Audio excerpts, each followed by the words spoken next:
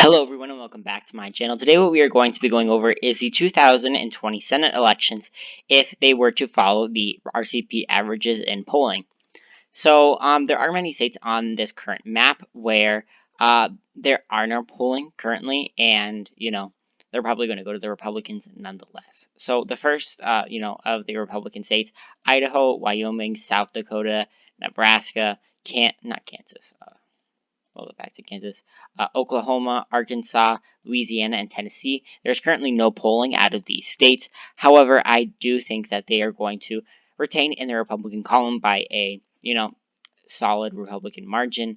The state of just Tennessee, Real Clear Politics has it as a likely margin due to the fact that it is an open seat. And interestingly enough, the Democratic challenger here, only one with $8,000 spending that on the race. However, her Democratic challenger, who finished in third, spent $3 million. So it may show on how she is a little bit of a better candidate. But generally, I don't see it getting under 15 points, especially if Trump is on the ballot. Now going on to the states with solid Democratic tickets. Oregon, probably going to go through the Democrats. No polling out of here. Could potentially go into a likely margin. If Trump were to win nationwide, I definitely think that if the popular vote is about 2 points, it could be likely. Again, like it was back for Hillary Clinton. In the state of Massachusetts and Rhode Island, again, safe blue states, deep blue states, probably not going to go to Republican for a very long time. Along with the state of Delaware, Illinois, I don't believe there's any polling here. Yeah. So I think Illinois is going to go solidly for the Democrats.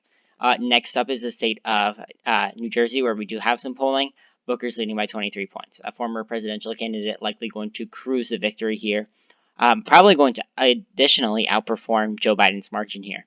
I completely forgot about the state of West Virginia. There has been no polls out of there. However, it's probably going to be a safe Republican state. Now we're going to go over the state of New Hampshire. So Jean Shaheen has been leading both of her Republican candidates, Bolduc and Messner. Messner, I believe, has been endorsed by President Trump. However, it is going to likely be a very competitive Republican primary. If you were to average out the averages between these two candidates, Jean Shaheen actually leads by over 15 points. So this is a safe race in a state that only went to Hillary Clinton by a couple of thousand votes. So this is very good news for the Democrats. When we look at the state of Virginia, only one poll out of here, Mark Warner plus 21. This is an improvement on the 2018 margin for Senate with former vice presidential candidate Tim Kayne. He actually won by a safe margin. I can see that happening again. If anything, he's just going to outperform Joe Biden.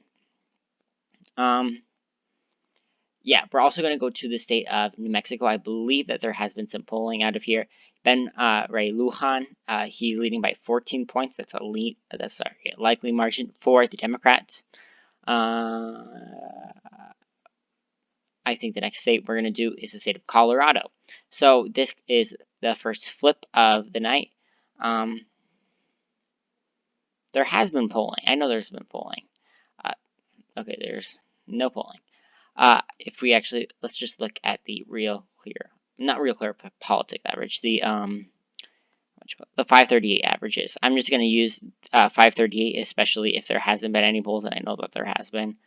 So Hickenlooper has been leading by 9 points, 6 points, 11 points, 18, 17. I'm just going to characterize it as a likely state just for, namesake, even though the fact that it is going to be a flip. Cory Gardner, the current incumbent Republican, probably going to flip for the Democrats. Next up is the state of Arizona. So this may come as a surprise to some people, but this is going to be a likely characterization as well, being on par with the states of New Mexico and Colorado, which is pretty weird. But if you were to look at recent polling, the latest Fox News poll, which is a very reputable organization, has Mark Kelly leading by 17 points. The Democratic pollster actually has it rated less. And, if you look at other polls, Mark Kelly plus 11, plus 12, plus 7, this is in the likely characterization, and the Democrats are really, winning by obscene amounts of, an obscene margin in the state of Arizona, in a state that formerly went to John McCain, by a likely to safe margin back in 2008, and went to Mitt Romney and Donald Trump. This is a formerly ruby red state now trending more blue. So yeah, now we're going to go on to the state of Minnesota. So the state of Minnesota, there's only been one poll out of the state of Emerson, not the state, the pollster of Emerson. Pretty interesting, actually. Tina Smith is only leading by 3 points. I do not think that it's going to be that close on election day. If Trump were to win nationwide, which, I give him about maybe a 35% chance of winning as of this moment. But I generally see Tina Smith outperforming Joe Biden, if anything, probably winning between 5 to 10 points. But this is not my prediction. This is the averages. Next up is the state of Michigan. So a Republican pollster has it. James +1, John James, then Peters +10. Former polls, have Gary Peters consistently leading by, a likely margin. But as of recently, that Republican poll really brought down the average, and it has put the state of Michigan into a lean margin. I think it's personally going to be likely. John James, back in 2014, won this, by 12 points in the state of Michigan. That went to Donald Trump. So it's going to be very difficult for John James to actually overcome that.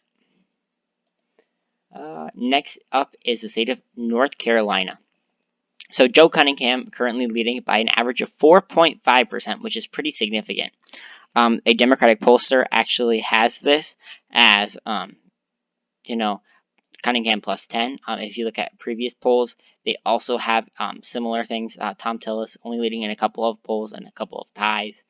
Cunningham proven to be a pretty strong candidate, just like the governor, and outperforming Joe Biden. So,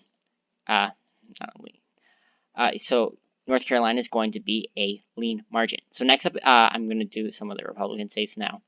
So the state of Kentucky. Mitch McConnell vying for re-election in the latest Quinnipiac poll. McConnell's only up by 5 points, which makes it a likely margin. I think it's going to be, maybe 10 to 15 points, potentially even safe.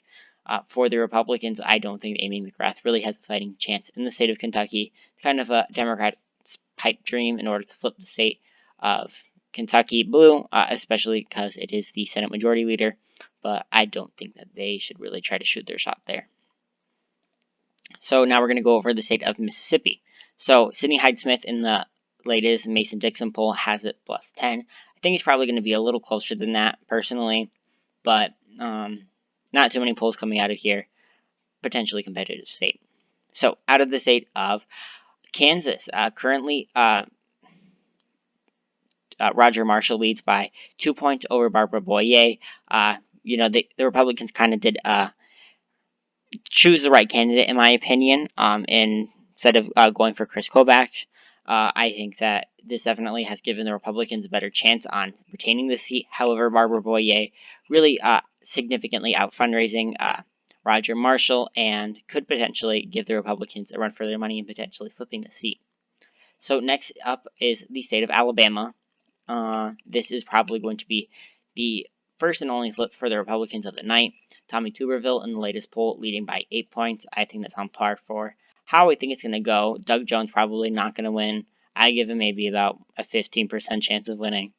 It's just going to be very difficult. It's going to be an uphill climb for him.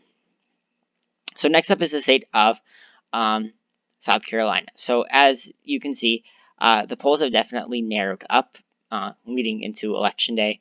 Graham +17, Graham +7, and then a tie. So I think that in my own characterization, this would be a lean state. I think it's going to be pretty competitive. Jamie Harrison really breaking fundraising numbers in the state of South Carolina. However, in polling sake, it's going to be a likely margin. So next up is going to be the state of Georgia, their regular election, I believe. So David Perdue leading by 4 points. I think this is probably on par, potentially a little closer. So a lean margin for the regular election. Going into the A special election, Kelly Loeffler leading by 4.3 points. But however, that is over, the Republicans. The Republicans are probably both going to go there. I think Raphael Warnock, if anything, is probably going to be the Democratic nominee if there were to be one. But at this point, it's becoming increasingly more notable that there's going to be 2 Republicans into the runoff. So I'm just going to do it as they said it would be, and do it as a lean margin for the Republicans. However, I generally see this being pretty solid for the Republicans. Next up, what we're going to do is the state of Maine. So this actually is another Democratic flip. Susan Collins, formerly one of the most popular senators in the United States, having a very bipartisan record, winning it by double-digit safe margins, having absolute blowouts, every single time. She's definitely going to win, and by a pretty not Susan Collins. She's not going to win. Well, in this characterization, but yeah. The state of Texas now. So in the state of Texas, it is probably going to go to the incumbent John Cornyn. I definitely think that the Democrats did not field necessarily a great candidate. Not saying no shade to MJ Hagar, but I don't think that she really has a fighting chance in unseating a somewhat popular senator like John Cornyn. He's probably going to win by a likely margin, as seen by the almost 10-point advantage. Next up is going to be the state of Montana.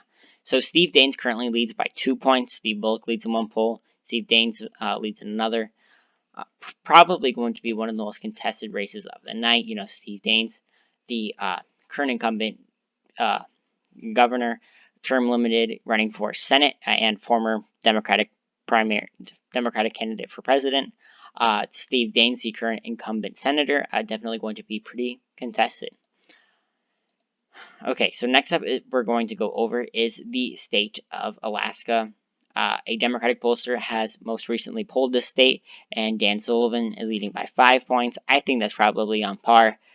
Alaska is a very difficult state to poll, and it is going to be pretty difficult to predict it ahead of time. However, the Republicans do have a pretty strong identity in the state of Alaska, but Al Gross is definitely giving Dan Sullivan a run for his money. Finally, the last state is the state of Iowa. So this is the closest state out of all of them. Teresa Greenfield currently leading by 0.3 points. So 2 polls actually have Ernst leading, and then Teresa Greenfield leads by 3 in another poll. I know that there has been more polls in this, but this is currently going to give the Democrats a absolute majority of 51-49. So yeah, this is the current Senate map. As according to RCP averages and polls, and other polls as well. So I hope you guys enjoyed this video. Please like, comment, share, subscribe. Please let me know down in the comments below if you have any suggestions. I'm really looking forward to them, and thank you.